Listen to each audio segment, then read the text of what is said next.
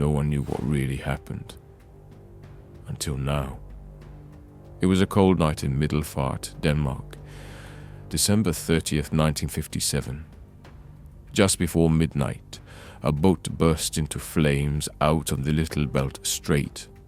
A man was seen waving his arms, screaming for help.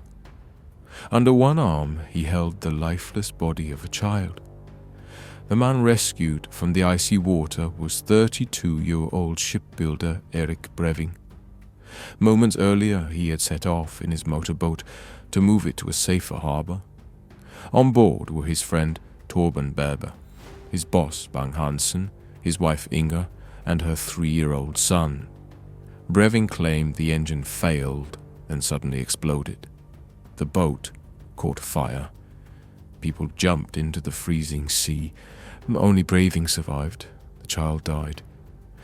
Inger's body washed ashore the next day. The others were presumed drowned. The press called it a tragedy, but police in Middelfart weren't so sure. Why take a child on a boat trip near midnight in freezing weather? And who was Erik Breving really? He had spent most of his adult life behind bar. Armed robbery, fraud, theft. Psychiatrists labeled him a manipulative, emotionally cold psychopath, a dangerous man. Yet in 1956 he was released on parole. In the fall of 1957, Breving married Inger. Just a month before the fire, they took out a life insurance policy, 30,000 kroner. If either Inger or the child died, Breving would get paid. After the incident, Breving handed police a letter, allegedly written by Inger. It seemed to predict their deaths and gave him an alibi, but investigators weren't convinced. Months later, Breving bought another boat. He insured it for double the previous amount. In August 1958, that boat also sank.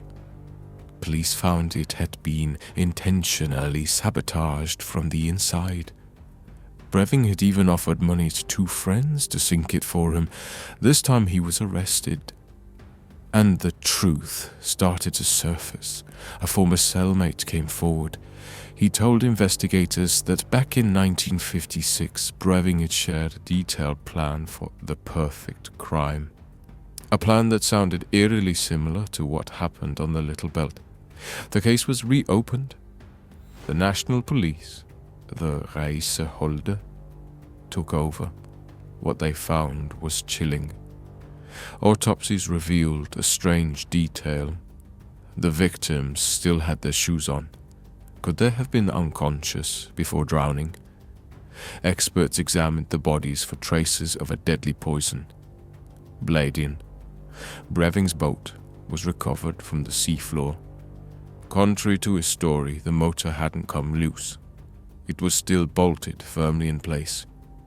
The mysterious letter? Yes, it was in Inger's handwriting, but forensic analysis showed it wasn't her words.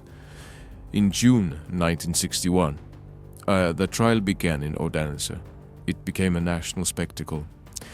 Prosecution argued Breving had murdered 3 people for money. The defense claimed the case was built on circumstantial evidence, but the weight of the investigation was clear.